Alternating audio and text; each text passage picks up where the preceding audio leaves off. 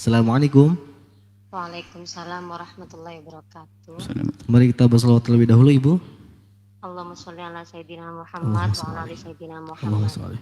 Dengan Ibu siapa dan dari mana? Ibu Ica dari Tangerang. Masya Allah. Baik, Ibu bisa bertanya langsung kepada Buya. Iya, assalamualaikum Buya. Waalaikumsalam warahmatullahi wabarakatuh.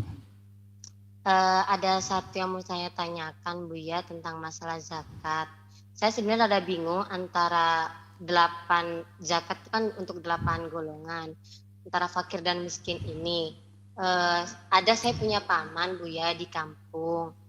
Dia mungkin gak punya pekerjaan, anak juga gak ada yang kerja, jadi penghasilan sehari-hari kadang dapat dari barokah Al-Qur'annya itu beliau diundang ke sana ke sini, jadi mungkin makan seharinya itu cukup dari itu, bisa makan enak pun juga dari penghasilan itu Buya. Terus saudara-saudara yang di Jakarta itu seperti bibi-bibi kadang kirim buat bayar zakat dari hasil mereka dagang atau apa tuh disalurkan ke paman itu gitu loh.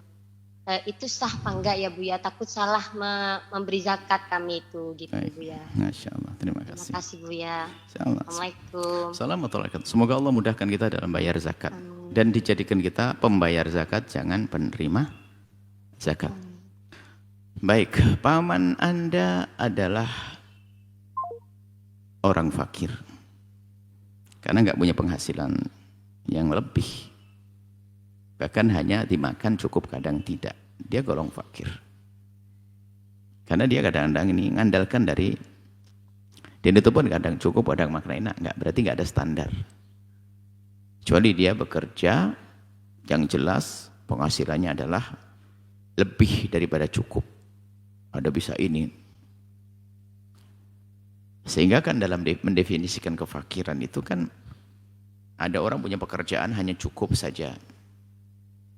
Kalau cukup benar cukup, pekerjaan yang cukup, biarpun dia nggak punya harta, asalkan cukup untuk memenuhi kebutuhan keluarganya, disamakan dengan hidupnya masyarakat itu, bukan mencukup-cukupkan.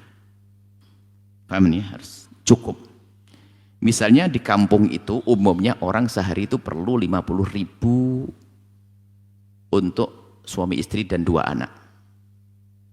Umumnya 50.000 untuk suami istri dan 2 anak. Umumnya. Dan dia betul ada orang suami istri punya anak 2. Misal saja. Ternyata penghasilannya 40.000. Kurang berapa? 10.000. Maka dia tergolong orang nggak mampu. Fakir. Dia fakir. Kalau penghasilannya cuma butuhnya 50.000, penghasilannya ada 20.000, kurang dari separuh, namanya miskin. Ada sebagian membedakan antara fakir lebih parah. Kalau fakir itu lebih parah daripada miskin.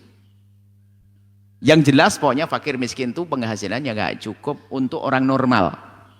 Bukan orang nyukup-nyukupkan, penghasilannya mah 20.000. Umumnya orang di situ kalau makan 50.000. Cuman dia dapat cukup. Cukup alhamdulillah. Bukan cukup beneran, cukup ngempet.